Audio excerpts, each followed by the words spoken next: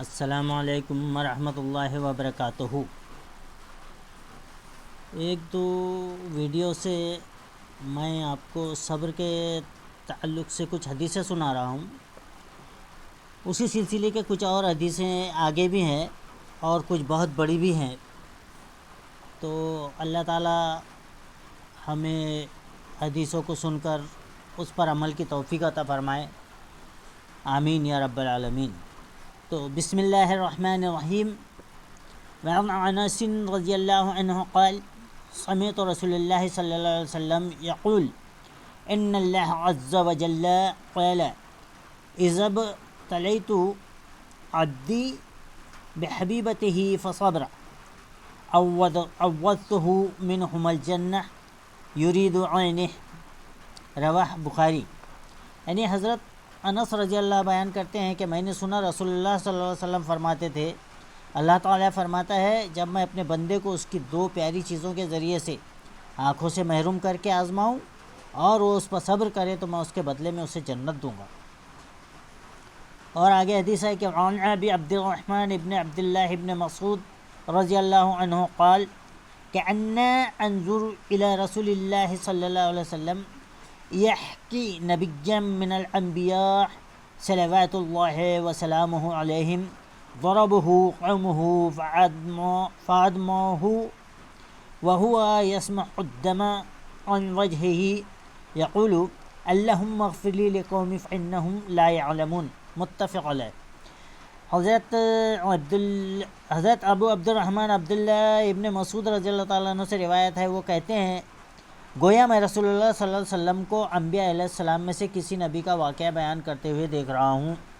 جس کو اس کی قوم نے مار کر لہولہان کر دیا، اور وہ اپنے چہرے سے خون پوچھتا ہوا کہہ رہا ہے کہ یا اللہ میری قوم کو معاف فرما دے، اس لیے کہ وہ بے علم ہے، بخاری و مسلم۔ وعن ابی سعید و ابی ہریرہ رضی اللہ عنہما عن النبی صلی اللہ علیہ وسلم قال ما يصيب المسلم من نسب ولا وصب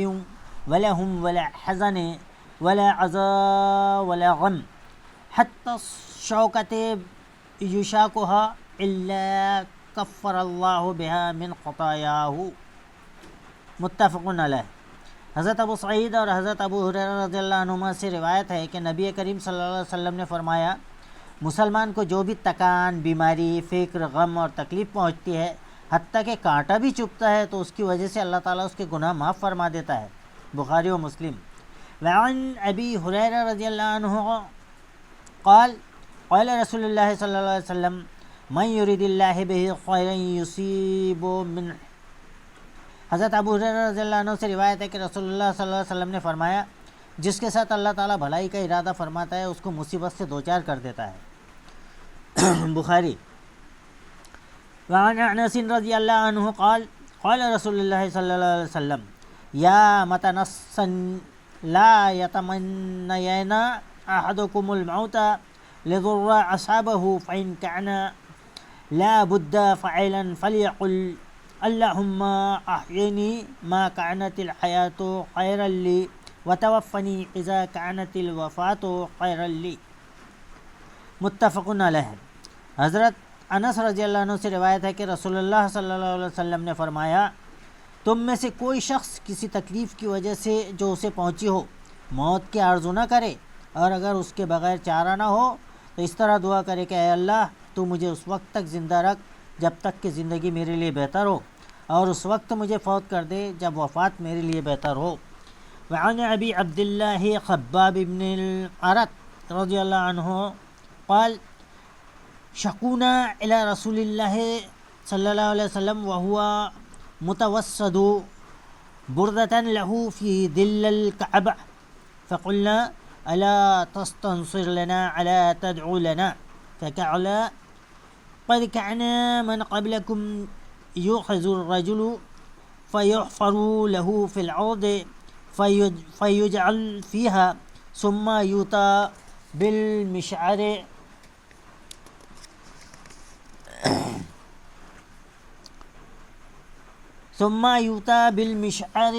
فيوضع على رأسه فيجعل نصفين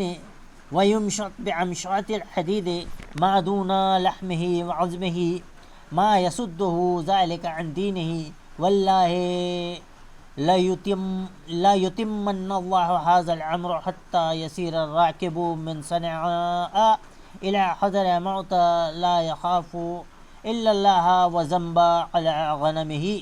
ولكنكم تستعجلون رواح البخاری۔ حضرت عبداللہ بن خباب بن عورت رضی اللہ تعالیٰ عنہ بیان کرتے ہیں کہ ہم نے رسول اللہ صلی اللہ علیہ وسلم سے شکایت کی کہ جب آپ خانہ کعبہ کے سائے میں ایک چادر کا تکیہ بنائے استراحت فرما تھے، ہم نے کہا آپ ہمارے لیے اللہ سے مدد طلب کیوں نہیں فرماتے، ہمارے لیے دعا کیوں نہیں کرتے؟ آپ نے فرمایا تمہیں معلوم ہونا چاہیے کہ تم سے پہلے لوگوں کا یہ حال ہوتا تھا کہ آدمی پکڑ کر لایا جاتا، اس کے لیے زمین میں گڑھا کھود کر اس کو اس میں کھڑا کر دیا جاتا، پھر اس کے سر پر آرا چلا کر اس کے 2 ٹکڑے کر دیے جاتے اور لوہے کی کنگھیاں اس کے جسم پر پھیری جاتی جس سے اس کا گوشت اور ہڈیاں تک متاثر ہوتی، لیکن یہ آزمائشیں اسے اس کے دین سے نہ پھیرتیں، اس لیے گھبرانے کی ضرورت نہیں ہے۔ اللہ کی قسم اللہ تعالیٰ اس معاملے کو ضرور مکمل فرمائے گا، دین اسلام کو غالب کرے گا، یہاں تک کہ ایک سوار مسافر صنعاء سے حضرموت تک اکیلا سفر کرے گا لیکن اسے اللہ کے سوا کسی کا ڈر اور اسی طرح اسے اپنی بکریوں اور بھیڑیے کے سوا کسی کا خوف نہیں ہوگا، لیکن تم جلد بازی سے کام لے رہے ہو۔ اسے بخاری نے روایت کیا ہے۔ وعن انس رضی اللہ عنہ قال قال رسول اللہ صلی اللہ علیہ وسلم اذا اراد اللہ بعبده خیرا عجل له العقوبة في الدنيا وإذا أراد الله بعبده الشر أمسك عنه بذنبه حتى يوافي به يوم القيامة وقال النبي صلى الله عليه وسلم إن عزم الجزاء مع عزم البلاء وإن الله تعالى إذا أحب قوم ابتلاهم فمن رضي الله فله الرضا ومن سخط فله السخط رواہ ترمذی وقال حدیث حسن۔ یعنی حضرت انس رضی اللہ تعالیٰ عنہ سے روایت ہے کہ نبی کریم صلی اللہ علیہ وسلم نے فرمایا جب اللہ تعالیٰ اپنے بندے کے ساتھ بھلائی کا ارادہ فرماتا ہے تو اس کو اس کے گناہوں کی سزا جلدی ہی دنیا میں دے دیتا ہے،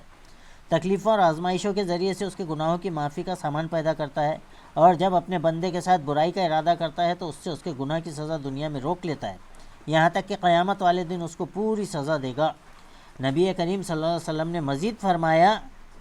بدلے میں بڑی آزمائش میں بڑائی کے ساتھ ہے، آزمائش جتنی عظیم ہوگی،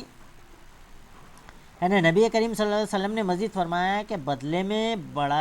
بڑائی آزمائش میں بڑائی کے ساتھ ہے، آزمائش جتنی عظیم ہوگی بدلہ بھی اسی قدر عظیم ہوگا، اور اللہ تعالیٰ جب کسی قوم کو پسند فرماتا ہے تو ان کو آزمائش سے دوچار فرما دیتا ہے، پس جو اس سے راضی ہوتا ہے اس کے لیے اللہ کی رضا ہے، اور جو اس کی وجہ سے اللہ سے ناراض ہوتا ہے اس کے لیے اللہ کی ناراضی ہے۔ اس کو ترمذی نے روایت کیا ہے اور اس کی سند حسن ہے۔ اللہ تعالیٰ ہمیں صبر کے تعلق سے سنی گئی احادیث پر عمل کی توفیق عطا فرمائے، آمین یا رب العالمین۔